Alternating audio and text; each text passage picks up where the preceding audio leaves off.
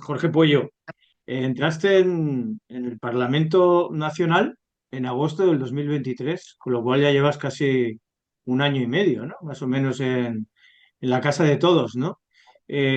¿Cómo lo llevas? Cómo se ve España desde dentro, desde donde se hace la política para España? Uf, es una pregunta complicada. En primer lugar, gracias por invitarme a este espacio y España desde dentro y conocer el deep state, el estado profundo, negociaciones tensas que pueda haber, ver cómo funcionan los diferentes partidos políticos, ver la presión, la tensión, apurar a unos partidos y a otros, las sesiones de control de la que venimos ahora, que ya te das cuenta de que algunos solo encienden el ventilador de barro y de fango los unos contra los otros y que simplemente quieren conseguir un espacio mediático, porque es que muchas veces, por ejemplo, en el Congreso, yo lo que he visto también es el trabajo con la prensa, ver cómo muchos diputados ya salen pensando, vale, voy a decir un texto que sé que este medio de comunicación me lo va a comprar y como me lo va a comprar, yo ya voy a decirlo así, enfocándolo así, y no hablando de política, sino centrándome en casos de corrupción de unos, de los otros. Bueno, sinceramente, ver cómo funcionan los dos grandes partidos, los del Partido Popular y el Partido Socialista, deja mucho de qué desear cuando estás dentro. Y bueno, y luego ya la vida diaria pues es un poco caótica también. Yo estoy los lunes en Zaragoza, martes, miércoles y jueves habitualmente por aquí, por el Congreso, los viernes por las comarcas de Aragón, sábados y domingos actos, manifestaciones, charlas, mesas redondas, o sea, la vida es un poco caótica y cuando estás aquí solo, pues la verdad que que también es complicada. Suerte que está todo el grupo de Sumar, aunque también muchas veces hay tensiones internas, pero bueno, como es lógico en un grupo con tantos partidos.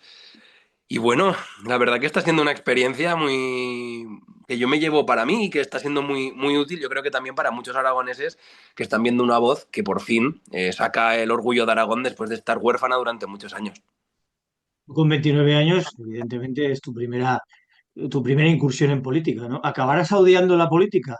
Te recuerdo que, Bueno, por ejemplo, José Antonio Labordeta, antes que ti fue Jesús Yuste y el anterior fue José Antonio Labordeta, mi impresión es que acabó un poco muy decepcionado de la institución, ¿no?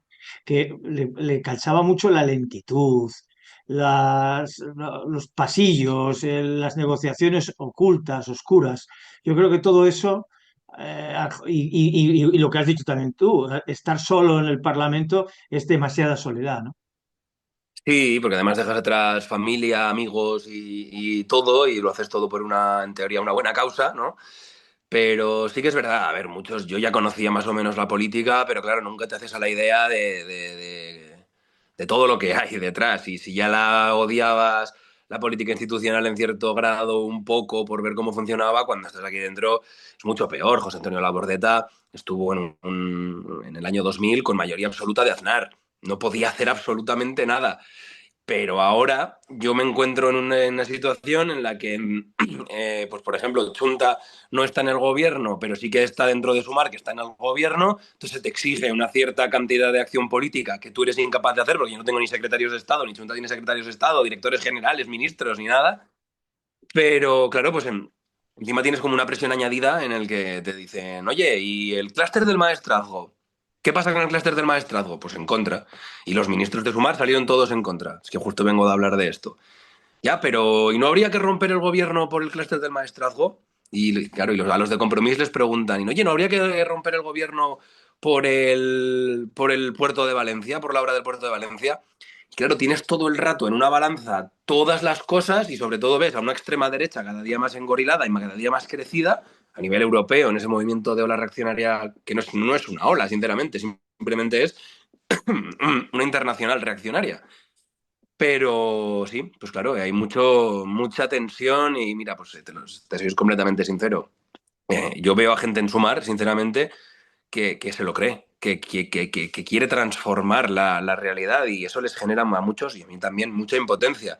Y he visto, en el tiempo que llevo aquí, he visto a cuatro diputados llorar de impotencia muchas veces. No soy yo, ninguno de ellos, por suerte de momento, pero sí que la tensión y el gestionar expectativas, la comunicación política, y yo por eso, ves, con Jesús estoy muy contento, porque Jesús es un perfil técnico que es maravilloso, es inteligentísimo y es un profesional que es como la copa de un pino, y yo vengo más de un mundo de comunicación, entonces nos compenetramos muy bien en eso, siendo que él cada día aprende más de comunicación y yo aprendo más de cómo funciona todo.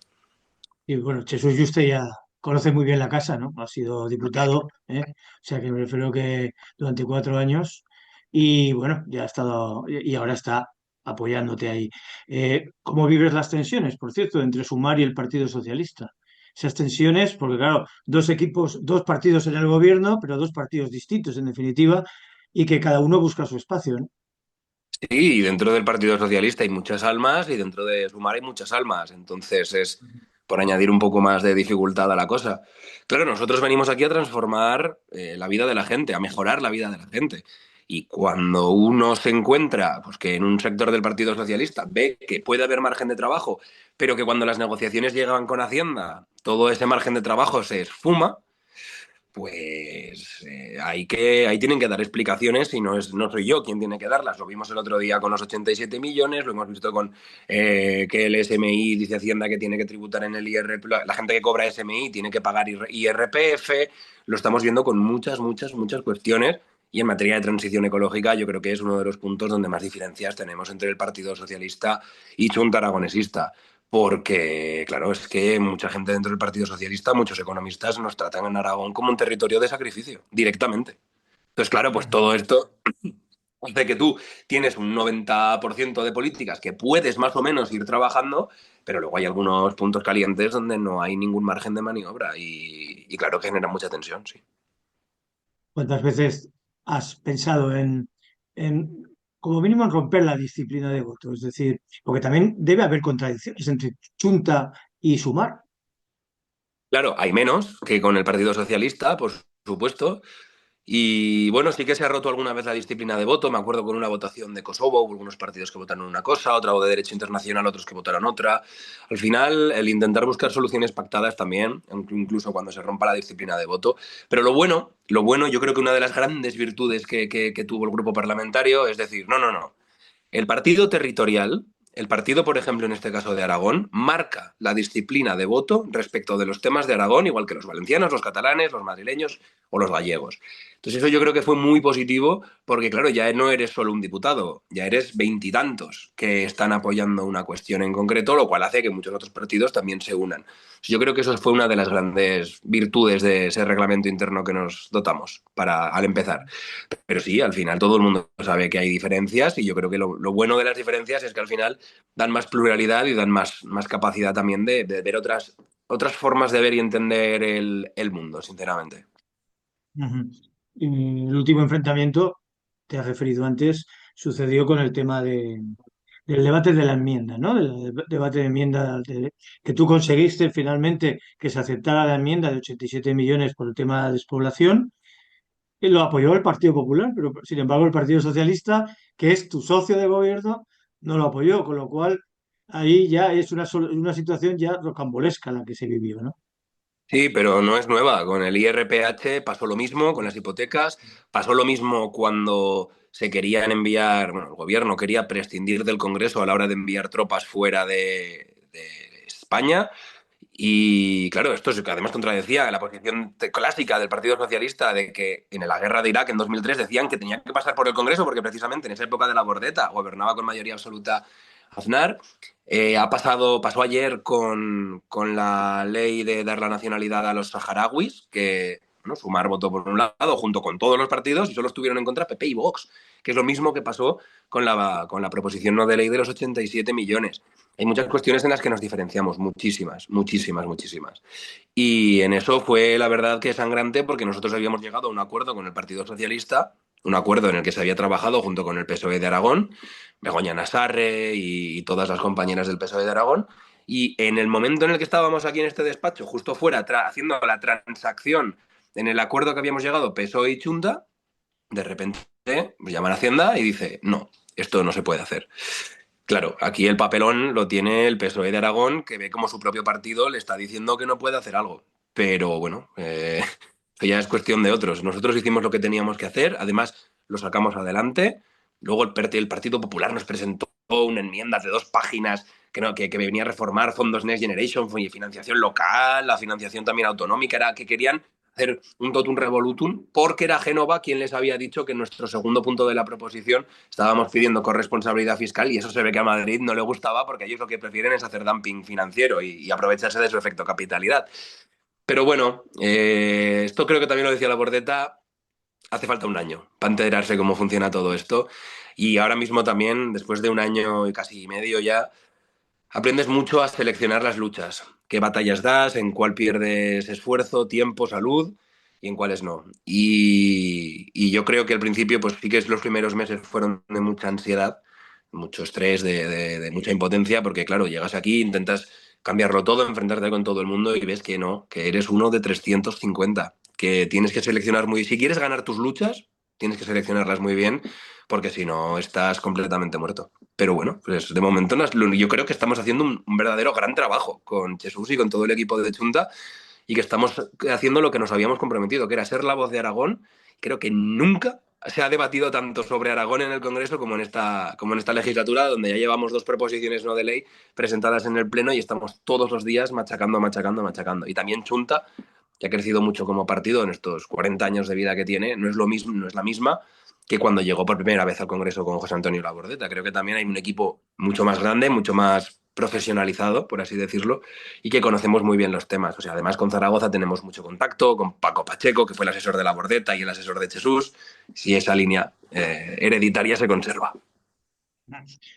Has nombrado el poder, el tremendo poder que tiene Hacienda, Mm. como para parar acuerdos, ¿no? Como recientemente el acuerdo este que habéis comentado, que has comentado de la enmienda, ¿no? Uh -huh. También acabará Hacienda, la vicepresidenta, imponiendo el modelo de financiación que finalmente la propuesta, que da la sensación de que no es tan propuesta, sino que ya es un documento que admite pocas modificaciones. Esa es la impresión que da. ¿Te refieres al documento de condonación de la deuda? No, Sí. la propuesta de financiación, es decir, en Ah, el que no se tiene en cuenta ni la orografía ni el tema de la despoblación. sí, claro, Ahí no. Nosotros cuando se... Hacienda hizo una propuesta y da impresión de que, aunque hay un tiempo para modificarla, de que las autonomías realicen aportaciones, pero la impresión es que no va a haber excesivos cambios y por tanto va a ser perjudicial para la comunidad autónoma. Nosotros con la batalla precisamente de los 87 millones de euros no podíamos perderla. Si la hubiéramos perdido, hubiéramos dicho, señores del PSOE, señorías de Hacienda, pasen por hagan lo que quieran porque no tenemos apoyos para conseguir nada. Pero habiendo ganado esa batalla, yo creo que también se ha puesto una pica en Flandes, por así decirlo, diciendo, cuidado que aquí hay unos intereses, que es verdad que estamos defendiendo Aragón, pero que hay un mundo rural también que está levantando la voz y que necesita que se tengan en cuenta criterios de orografía, despoblación, dispersión territorial, envejecimiento, envejecimiento extremo. Y yo creo que ahí hay que dar la batalla, porque si no, no nos encontrarán en ninguno de los casos. No la das por perdida esa batalla, para nada. No, no, para nada, para nada. Y la vamos a dar cuando se dé la reforma de la Ley Orgánica de Financiación de Comunidades Autónomas, la vamos a dar, sí, sí. Y el tema de la condonación de la deuda, Chunta, que es, en principio te has opuesto tú, ¿no? Es decir, no eres partidario de una quita, con lo cual, de alguna manera, Lo que no, pues no, no, no, nosotros lo que hemos dicho claramente es, a ver, aquí se está dando una condonación de deuda que más o menos es la misma para todas las comunidades autónomas porcentualmente, incluso Aragón. Vemos que tiene más porcentaje de quita que el País Valencià, que Cataluña en algunos casos, vemos mucho más que Cantabria, las Islas Baleares. Es decir, la condonación de la deuda, bueno, es un primer paso, como yo decía, pero lo que nosotros tenemos que exigir es una reestructuración total de la deuda. Por ponerte un ejemplo, ahora mismo Azcón no puede hacer política de brazos caídos, no puede decir no y decir y no entro a negociar, no. Azcón lo que tiene que hacer es ir hoy al Consejo de Política Fiscal y Financiera y exigir que los intereses de Aragón se tengan en cuenta y que, por ejemplo, se pueda reestructurar la deuda a 50, un ejemplo, a 50 años, y en vez de a un 3-4% de intereses, que pueda ser a un 1. Porque es que lo vimos como se luchaba o aparentaba luchar por esos 87 millones, porque a Génova tampoco le importaba mucho eso, pero ahora que esto a Génova sí que le importa, aquí desde Madrid le han dicho que no. Y desde Madrid Ayuso ha dicho esto y Feijóo han dicho esto es lo que hay para todas las comunidades autónomas y Frente Común y todos firmes. Yo creo que no les va a quedar otra al final que aceptar una condonación de la deuda. Pero por eso mismo, ahora que se abre la negociación, hay que optar a una reestructuración total porque no puede ser que estés luchando por 87 millones y que los intereses que te está generando esa deuda aragonesa a día de hoy sean, si son del 1%, de 90 millones al año. Es que no tiene mucho sentido. Solo los intereses al 1% ya te generarían eso. Entonces, ¿de qué estamos hablando? ¿De qué estamos hablando? ¿De qué es este postureo de en un caso sí y en otro caso no? No se entiende. Y igual que no se entiende que el Partido Socialista haya votado en contra de los 87 millones de Aragón por partidismo, no se entiende que por partidismo el PP haya hecho lo mismo con la condonación de la deuda. Y ahora veíamos a Azcón en un pizarrín explicando de forma pero absolutamente dantesca e irregular lo que es la financiación y lo que es la condonación de la deuda, porque tiene solo en cuenta la población y que no se calcula con población, se calcula con población ajustada. Solo para empezar con eso ya sería suficiente. La verdad que yo creo que los aragoneses y aragonesas cada día se están dando más cuenta de que aquí hace falta una voz y que si en vez de una fuéramos cuatro y pudiéramos decidir presupuestos generales del Estado, otro gallo cantaría a los aragoneses. Por último, ya me gustaría saber tu pronóstico. ¿Va a acabar Pedro Sánchez esta legislatura? Yo Después, creo que sí, después además de no. todos los acuerdos que ha alcanzado con los independentistas, ¿no? De Cataluña. Sí, sí, sí, sí, sí, yo creo que sí. Habrá que ver si con presupuestos o sin presupuestos. Y nosotros vamos a luchar para que haya presupuestos, porque yo sinceramente yo he venido aquí a cambiar las cosas y a poder conseguir cosas para Aragón. Y me gustaría incluir en unos presupuestos de Aragón esos 87 millones, y me gustaría el cercanías, y me gustarían mejoras en el Canfrán, el corredor cantábrico mediterráneo, las ayudas al funcionamiento de Teruel. Y mi herramienta básica para poder introducir todo eso son los presupuestos. Igual que para presionar para que, por ejemplo, no se haga el clúster del maestrazgo o lo que se quiere hacer ahora en Moncayo o en otros sitios. O sea, o el mismo recrecimiento de Yesa. Yo necesito esa ley para poder hacer política, porque si no vemos un ejecutivo que lo único que pretende es, con reales decretos, trabajar y dejar al legislativo simplemente para levantar el dedo. Y yo no he venido a eso. Y esto es una cosa que ya cada día ven más en el Partido Socialista también.